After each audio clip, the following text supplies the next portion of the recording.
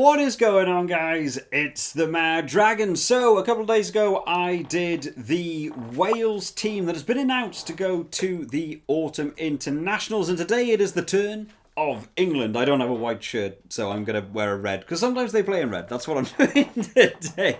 So, as we did do probably about a month ago now, we did, of course, do the prediction video. That's where I'm guessing pretty much before the teams were even named how the teams were going to go on, who was going to win each match. That was for a bit of fun, just to see how we get on at the end of the Autumn Internationals. But now, of course, we've had the teams officially announced, and Eddie Jones has made some big calls here, going for a very low-cap team going into this. He's obviously looking ahead to that World Cup. He's had some big calls in terms of cutting out big names. He did say at the end of that Six Nations how unhappy he was, and that 30% of that team is going, and he's not messing around. So what we'll do, as we did in the Wales video, we'll chuck the team up on here. I may well have made it. I may well have stolen it from the Twitter page. So let's get into it by starting off. Let's start off talking about the forwards. So looking at the forwards, certainly a very extremist group. They've either got a lot of caps or not a lot of caps. Jamie Blamire here on 2 caps. Callum Chick on 2 caps. Trevor Davison on 1 cap. Nick Dolly uncapped. Alex Dornbrand, who actually had quite a good little series. I've seen a couple of bits from him on 1 cap. I'm looking forward to seeing a bit more from him. George Martin on 1 cap, and Sam Simmons, who must be overjoyed to finally be named in an England team in what feels like forever. Warren Gatland obviously leading the way for Eddie Jones to look at that one. Who else we got in here? Tom Curry is of course going to be in there, having another good Six Nations for him. I mean, he struggled a little bit at the start, but I thought for the majority of it, Tom Curry is one of the few that did stand out there. Charlie Ewells will be looking forward to get a bit more game time in there. Ellis Gens, Johnny Hill, who had done a bit of a hit or miss Six Nations for me. He'll certainly be looking to try and improve on that now. He did go off with the Lions team, but I think there probably was maybe some better choices in there, but he is pretty good in the line out. Maro Toje, of course, a staple in this England team. Corny Laws, Lewis Ludlam. This is a combo that's beginning to come back into this England team a little bit more. Corny Laws may actually be the most capped player in this front row. On 87.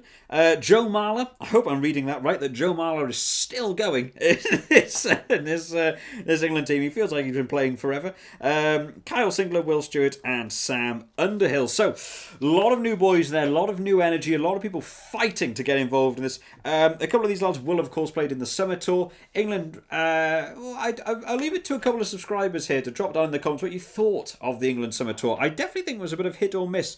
They had a much closer game against the USA than I was expecting them to, and I thought maybe the USA had got much better than I remember them being.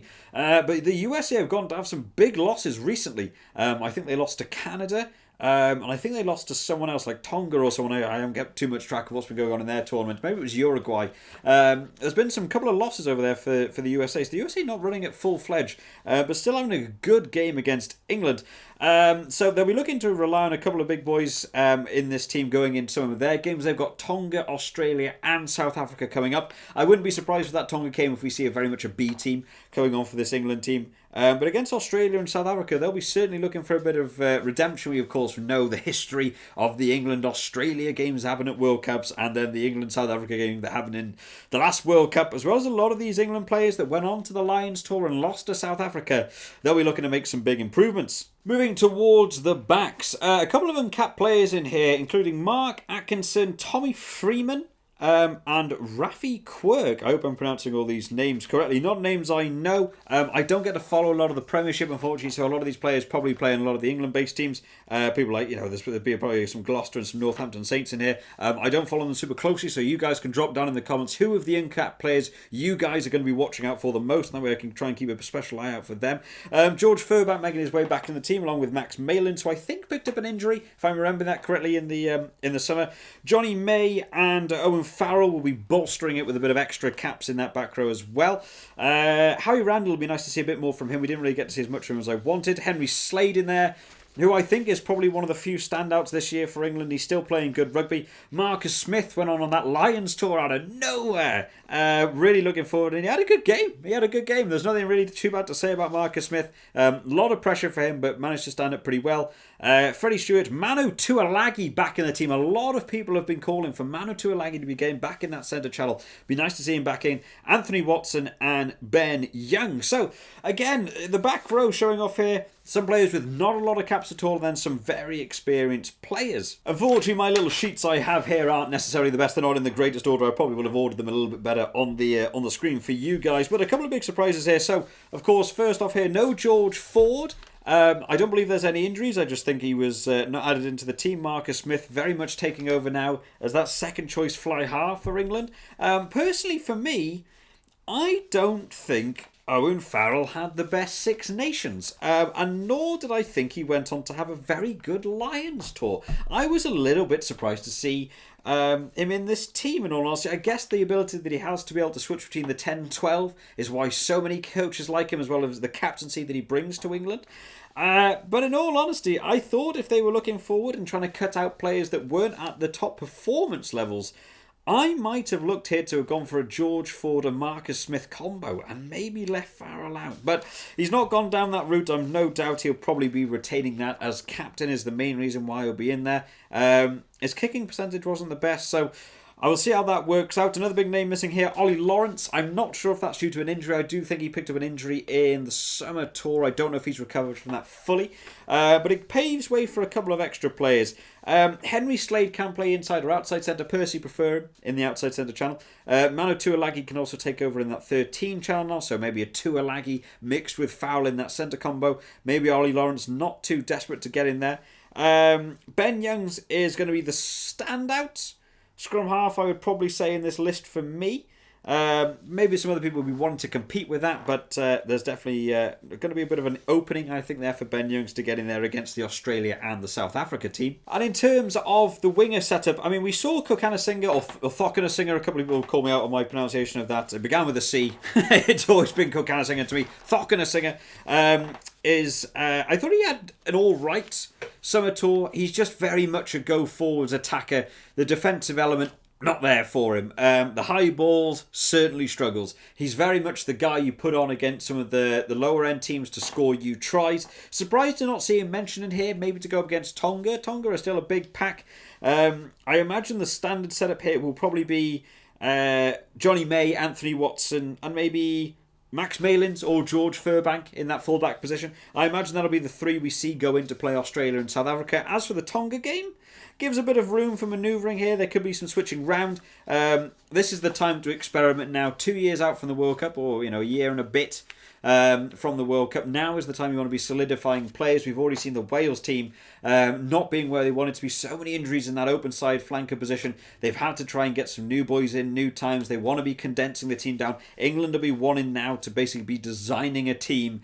I think the team we see at the next Six Nations for England will be pretty much what they'll be wanting to take to the World Cup, minus a couple of changes they'll make along the way. So a couple of these players really needing to show off. In terms of the team creation, I guess you could say what we're going to go. And I guess Tonga's going to be a bit nothingy. Tonga, unfortunately, having that 103-0 loss to New Zealand. I don't think England will struggle too much against Tonga. I think they'll be looking forward to work through them a little bit. Australia and South Africa, though, where are they going to go down the route? Luke Cowan-Dickie taking over in there. In fact, there's no Jamie George. There's no Jamie George. I've only just noticed that. I haven't actually been keeping up super much with this.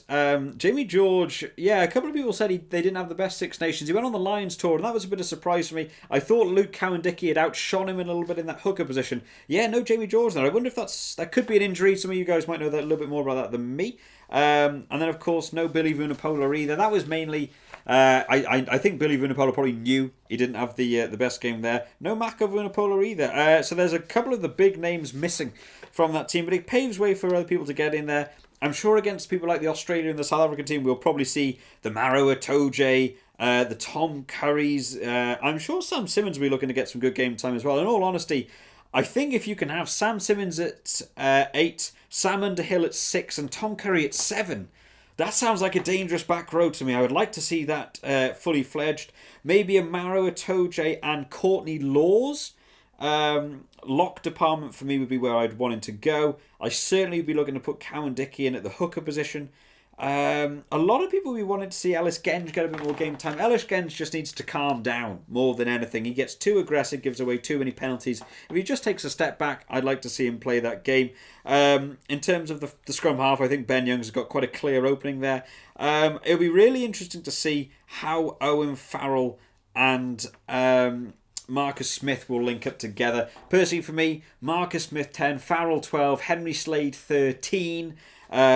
Johnny Mayo on one wing, Anthony Watson on the other, and Max Malins at fullback, or maybe George Furbank at fullback. He's not fully established himself for me personally as that fullback position, but opens its way up. But I think it's going to be a very interesting tour. But let me know what you guys think. Do you think that Eddie Jones has gone down the right route in picking some of the lower cap players? Do you think he should have gone for a heavier team, a more cap team against some of these teams? Do you think you're looking forward to seeing a England clean sweep, or will they lose some games along the way? I always enjoy reading the comments. Make sure you drop it down in the comments what you thought. I'm going to try and do one of these videos for whatever teams I see come out. At the minute, I've only seen Wales and England come out. If others have come out, make sure you drop it down in the comments, because I'm terrible at keeping up to date with what's going on in the world of rugby, but it's always fun to get your guys' input as well. But if you have enjoyed this video today, guys, make sure you drop it a like, and make sure you subscribe to the channel just to keep up to date when all the videos like this come out on the channel. Of course, as we get closer to the actual games happening, we will be doing the preview videos. That's where we chuck a game of Rugby 20 on in the background, a video game of the teams that are going to be actually playing, so that way you have a bit of something to view in the background while I talk about the official teams named that are going to be playing in those games over the top, and have a bit of an enjoyable, relaxed time talking about rugby, which is something I really enjoy doing, and I haven't got to do it for a whole few months, so I'm looking forward to doing it again. But if you have enjoyed, guys, make sure you drop that video a like. I hope to see you all next time, guys. Bye bye.